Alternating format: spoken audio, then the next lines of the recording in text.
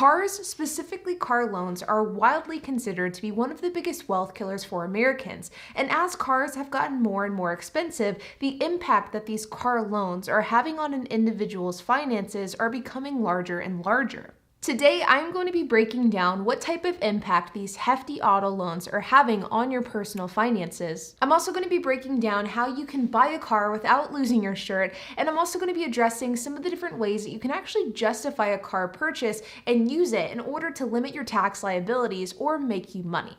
So let's get started. Now, I do want to give credit to Humphrey Yang here on YouTube for being the inspiration behind this video. I watched his video on this topic and I thought it was great, but I thought that I could add some additional context from the perspective of somebody that buys cars for a living and uses cars in order to make money. But if you want to check out Humphrey Yang's video, I will have that down in the description below. Last year, auto loan debt hit a record $1.43 trillion high, and the average monthly payment for a new car is currently $716, while the average monthly payment for a used car is about $526. And these monthly payments don't even begin to take into account things like your insurance, your gas, tires, maintenance, which of course all of these different expenses do vary depending on your age, where you live, and the type of car that you drive. But whenever we add up the cost of operating a motor vehicle, it's important to not only take into account the actual cost that you're paying on a month-by-month basis, but it's also important to take into account the opportunity cost that comes along with allocating hundreds, if not thousands of dollars a month towards a car. Because while the cost of owning and operating a car in the United States is astronomical, it actually pales in comparison to the cost of the wealth building that you're missing out on. Let's say, for example, I'm looking to buy a new car, and that new car monthly payment is going to cost $716, which is the national average. But last minute, I make the decision to instead buy a cash car, and instead of spending $716 per month on my car payment, I'm going to instead allocate that money to a retirement account on a monthly basis. Let's say, for the sake of example, that I was to put $716 into this retirement account for 7 years, which is a very common loan term. Well, at the end of that 7 years, I would have contributed $60,000 to that investment account, and from my investments, I would have made roughly $25,000, bringing my total investment portfolio to $85,185. But if I was to then decide that I'm going to continue investing like that for the rest of my life until I'm 65, well, that $716 per month would turn into $2.68 million by the time that I retire. And the financial impact that this type of investing has on your life gets amplified the younger that you are whenever you start doing it. So let's say, for example, you're somebody who's 19 years old and you're looking to buy a car. Well, if you're 19 years old, you're about to enter the best decade of your life for compound interest, which means that every single dollar you allocate to a car payment is a dollar that cannot be allocated to your retirement account, where you can end up making significantly more long-term on that dollar. For the sake of example, let's say that this 19-year-old is looking at buying a car, and that car is going to cost, once again, $716 per month. Granted, I don't know that many 19-year-olds that can afford that type of car, but we're going to go with it for this example. If this 19-year-old was to invest $716 per month instead of buying a pricey car, that $716 per month would come out to just over $7.1 million at retirement. And while I know that these examples really oversimplify the complexities of saving money, investing for retirement, and buying a car, the point is that the more money that we spend on these frivolous, extravagant vehicles with insane monthly payments, the less money that we're able to allocate to the really important investments in our life, which are retirement. If someone is living paycheck to paycheck because of their pricey car payment, which is something that millions of Americans are plagued with, not only are they putting themselves through unnecessary financial stress, but they're also hurting their financial future and financial security as well.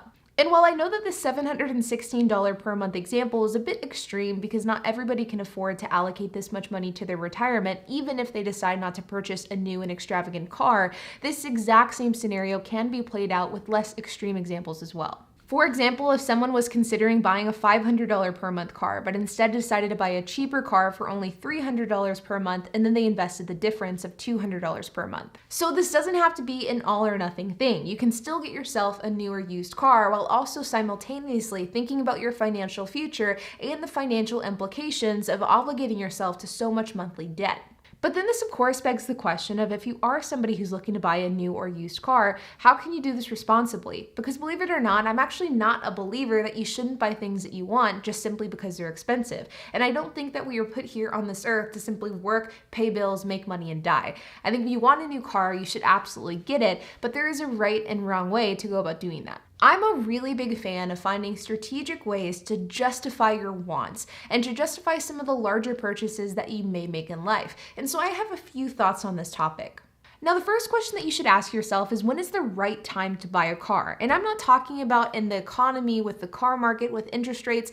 I'm talking about with you and your personal financial situation. What is the right time to buy? Now, as much as I talk about car debt on this channel, and as much as I hate debt in general, my husband has a 2020 GT500 and we have a loan associated with that car, and it costs us $1,300 per month, which truly pains me to even say. We did finance HP's GT500 and it has about a 3.2% interest rate, so it is a really good rate, especially considering the economic climate. Now, whenever HP and I were making the decision to purchase the GT500, which was the largest purchase that we've ever made aside from our house, we wanted to make sure that we could buy this car and pay the monthly payment without thinking about it. And until we got to that point, we would not be able to justify this purchase. I wanted to be consistently investing and saving, and I wanted to be able to do that comfortably without thinking or worrying about it. And I didn't want to put us in a position to where we had to shuffle money around every single month when the car payment was about to be taken out. And so whenever HP and I were talking about buying the GT500, we agreed that we would not make that purchase until we were able to very comfortably make that monthly payment without thinking about it each and every month. And so once we got to that point financially, that's whenever HP finally plunged and made the purchase. And so the first tip that I have, if you're somebody who is wanting to make a car purchase, is to not make that purchase and to not obligate yourself to more debt until you can pay that monthly car payment without blinking, batting an eye, or even really thinking about it. And truthfully, this really shouldn't happen until you're able to allocate a decent amount of money towards savings each and every month, until you can pay towards retirement each month, and until you're maxing out your Roth IRAs every single month. Don't buy a car and obligate yourself to debt until you've reached these financial fundamental milestones first. I think that is incredibly important, and doing so will really limit your opportunity cost moving forward. The next tip that I have is to simply play the system to your benefit. I have successfully been able to turn almost all of my hobbies into side hustles or businesses that make me money. As a result, virtually everything that I want to buy can either be a business expense, a business investment, or a tax deduction. This allows for me to justify most of my purchases regardless of how frivolous they may be. If you want to buy a car, find a way to justify that car purchase by either using it as a business expense or using it to make more money, which once you make enough money, you can then turn and make that car a nice tax deduction. And this doesn't just apply to cars, it can apply to anything that can make you money or can be used for business, whether it be tools, cars, computers, cameras, phones, whatever the case is. Do you want a new car that's going to cost you $300 per month, but you can't quite make that monthly payment without batting an eye? Well, then you should develop a plan to help you strategically pay for that car each and every month. Maybe use that car to drive for Uber Eats or DoorDash. Maybe you rent that car out on Turo. There are dozens of different ways that you can make money with your car, and you can use those different ways in order to justify and pay for that purchase. This is actually something that I'm going to be doing very soon. I've been having the itch for the last year or so to get a nice car. The problem is I don't drive enough to justify buying a nice car for myself, so I'm going to be buying a nicer car. I'm going to be listing that car out on Turo just enough to cover the monthly car payment, and then I'm going to be using it for personal use the rest of the time. I haven't decided which car I'm going to be doing this with, but once I have decided and once I've actually purchased the vehicle, I will be documenting my progress on my vlog channel. Link is down in the description below. And once you have a business that is making you money each and every month, you can even use these cars as a nice tax deduction, which once again can justify the purchase even further. Believe it or not, HP and I actually use his GT500 for business, so we're able to deduct some of that purchase off from our taxes, which is great. But despite what scammy financial gurus will tell you, you actually can't deduct the entire purchase price of a car from your taxes. There are a lot of factors that come into play whenever we talk about tax deductions, from your own tax filing status to how much you made, to what the car is worth, to what type of car it is, how much it weighs, what it was used for, how much it was used for business. There are so many factors at play. So like always, if you're considering buying a car for the purpose of deducting it from your taxes, I encourage you to talk to a tax expert. That's what I do. The point is, if you want a car, find a way to justify that purchase. Start a side hustle with that car. Use the car for a business. Make that car payment work for you. Once you do that, you can begin justifying almost any purchase. And lastly is a method called car hacking. Now, the idea behind car hacking is this thought process that you can buy a car at a certain price point and in a certain condition, which allows for you to own the car and drive the car for a few years, and then sell that car for the same price, if not higher than what you originally purchased the car for, thus making the car ownership cost completely free. This is very similar to the business model that I use for Turo and car sharing, which is buying cars at the lowest point in the depreciation curve. But the thing is, this doesn't only apply to cash economy cars, it can also be applied to a wide variety of cars as well. Another YouTuber, PJ, with Exotic Car Hacks does this with exotic cars, and believe it or not, the business model is actually legit. You buy a car with either very low depreciation or appreciation, and you drive the car and then you sell it, making your ownership free.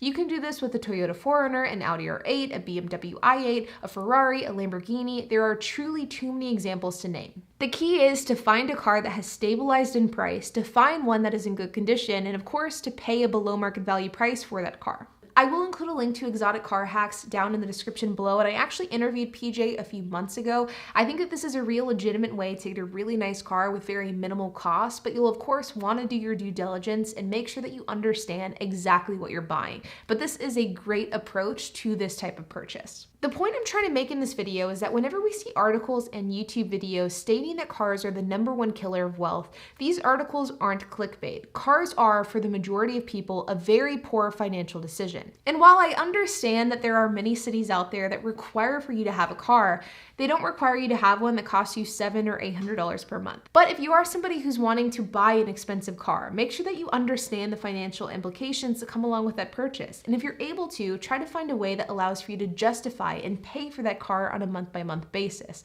like some of the tips and tricks that I've outlined in this video. But like always, you guys, I hope that you enjoyed this video. If you have any questions, comments, if you have anything to add, I would love to hear it, so make sure to leave a comment down below. And while you guys are at it, make sure to hit the like button, hit that subscribe button, and hit that notification bell, and I will see you guys in the next video.